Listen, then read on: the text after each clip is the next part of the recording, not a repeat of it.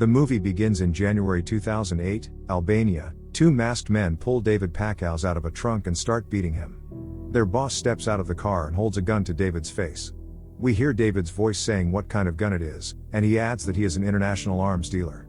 We then see the clips of war, where he explains that war is not about patriotism or democracy. We then see clips of American soldiers posing with the gear and weapons. While people see them as the guys who are serving his country, David sees thousands of dollars worth of materials, and the average cost of their outfit is $17,500. Over 2 million of those soldiers fought in Iraq and Afghanistan, and it costs billions just for the air conditioning. According to David, war is all about money. Anyone who says otherwise is in on it, or stupid. It's 2005 in Miami. David is a massage therapist making $75 an hour, and living with his girlfriend is. All of his clients are rich dudes, and some of them try to take advantage of him. David feels lost, so he finally decides to do something else. He comes up with an idea to sell bedsheets to retirement homes and puts all his life savings into that, but he learns that no one cares about old people. David attends the funeral of his schoolmate and tells his friend how he got screwed as he used all of his savings and can't return the bedsheets as he bought them in bulk. Out of the blue, he sees his old friend Ephraim Deverley. David gets excited as he hasn't seen him since middle school, as David's mom wanted to keep him away from Ephraim since he got him arrested once. Ephraim reveals he is moving back from Los Angeles, where he and his uncle used to buy seized weapons and sell them on the internet. The business was going great until his uncle stole more than 70 grand of his money. So Ephraim decided to move back and start his own company. They try to score some weed from neighborhood drug dealers. Ephraim gives them $300 for weed, but they pocket the money and ignore Ephraim, showing off a gun to make him leave. Ephraim walks to his car and pulls out a bigger gun from his trunk, which he starts firing off in the air to scare the dealers away. David gets scared, but Ephraim tells him to relax as he has a Class 3 firearms license. The following day, David stops by Ephraim's office and finds him impersonating an army officer on a phone call to find out the competitors bidding on the contract. Ephraim shows him his line of business, where the government had a public website for every military contract that was up for bidding. Ephraim goes for the small ticket items that giant defense contractors ignore and explains those contracts are worth millions. He explains to David how to exploit the war on terrorism for profit. One evening, David finds out that Iz is pregnant. He gets worried as he is broke. The following day, he meets Ephraim at a restaurant informing him of the situation and wonders how he would raise a child. Ephraim offers to work with him, as he needs some help from someone whom he can trust. David initially refuses as he and Iz are against wars and don't want to get involved. But Ephraim says it's not about war, it's about making money. David eventually agrees as it is a better prospect and chance of a lifetime. So he lies to Iz and tells her that Ephraim has contacts and now he will be selling those bed sheets to the US Army, which she is okay with. David spends the next few weeks learning the ins and outs of arms dealing and spends hours checking through the government's website for the overlooked contracts to get their way in. David finally finds a breakthrough, and they start forging relationships with weapon manufacturers. David and Ephraim started up their own business, AEY Incorporated. They get funding from Ralph Slutsky to back the deals and get 25% of the company. Ralph is a Jew and thinks Ephraim is a fellow Jew and they are doing God's work. Soon, the guys earn themselves a Beretta deal with the United States Department.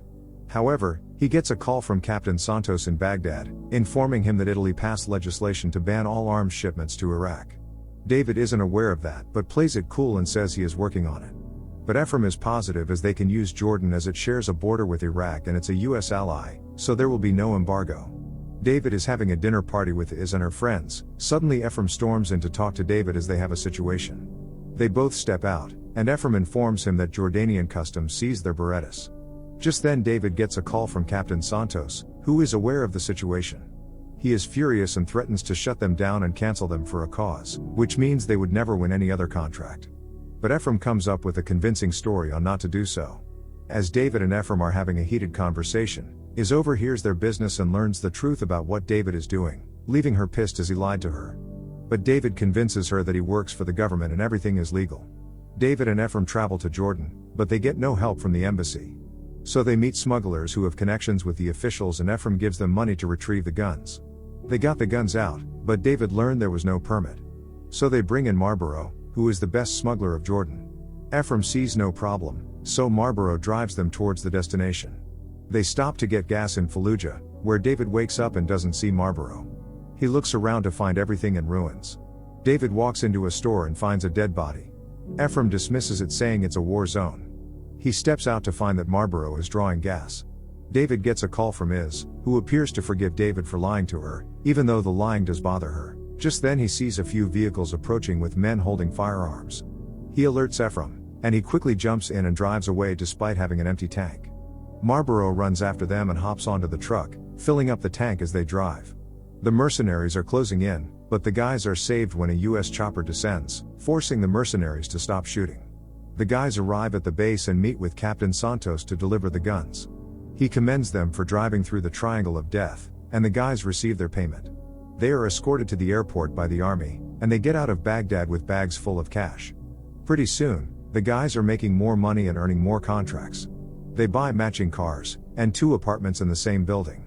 Ralph was so happy with the returns that he increased the investment by $10 million. They soon started expanding the company and hired more people to work for them. However, Ephraim becomes increasingly megalomaniacal, even firing one man on the spot just for correcting him on something. David and his welcome a baby girl named Ella. One night, David goes through the government website and comes across a massive contract he had never seen, which has a huge list of weapons and ammunition with 100 million rounds of AK-47.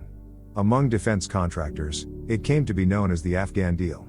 They believe it's a great opportunity for them and their company. They head to Las Vegas to attend the Defense Technology Expo, where all the military and defense manufacturers come together to unveil the latest warfare. They attempted to strike up a deal with manufacturers and the army personnel, but it was a complete disaster, and they quickly learned that even if they got the deal it would be a logistical nightmare, as they had to gather multiple vendors and need to deal with hundreds of permits, which would be okay for major defense contractor. As they were losing hope, David came across a man named Henry Gerard, who was a legend for closing big deals with the army. Henry agrees to help them with the whole deal. Ephraim wonders why didn't he bid on the contract himself, and Henry admits he is barred from doing business with the US government as he is on their watch list. David decides to back down, but Ephraim wants to do it anyway. David is eventually convinced by Ephraim, and they meet Henry to take things further, but wants to see the merchandise in person. Henry agrees and tells them they have to fly to Albania. They arrive in Albania and are picked up by a driver named Bashkim, who was sent by Henry's men. They arrive at the warehouse and are shocked to find 100 million rounds of AK-47 stocked in a single place, and Ephraim tests them out. They returned to Miami and submitted the bid to the government. They eventually won the contract 5 months later. They later meet the officials for further approval, where the duo learns that they came to $53 million lower than the nearest competition, which leaves Ephraim frustrated. One evening, David comes home to find Iz is mad at him, as she got to know he went to Iraq after finding those pictures on his computer and found some cash under the sink. She takes the baby and leaves while David can't come up with an explanation. David prepares to leave for Albania and makes Ephraim sign their 70-30 partnership agreement to make it official.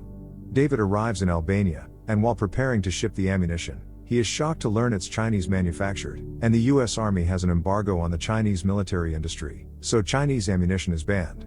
They contact Henry, but he dodges informing them that it's their problem. So Ephraim comes up with a plan to repackage the ammo and shipped off. Their driver Bashkim brings in his friend Enver, who runs a storage company and agrees to do it for a reasonable price. They manage to deliver half of that ammo to Afghanistan without any problem. Everything was going smoothly until Ephraim discovered that Henry was ripping them off, and wanted to find a way to cut him off. David gets furious and warns him not to screw it. That night, 2 guys attack David and put him in the trunk, and that takes us to the opening scene of the movie, where Henry emerges and threatens him to kill if they try to cut him out of the deal. He returns to the warehouse and finds that Enver has not received any payment since he has to pay the workforce. Ephraim is not responding, and Enver threatens he knows the real reason why they are repacking the ammunition. David plans to fly back to Miami and promises Enver that he will get the money soon. David is approached by Bashkim's wife saying he is missing. He narrates that no one ever heard Bashkim again. David comes clean to Iz and they reconcile. David breaks off his partnership with Ephraim and demands his cut.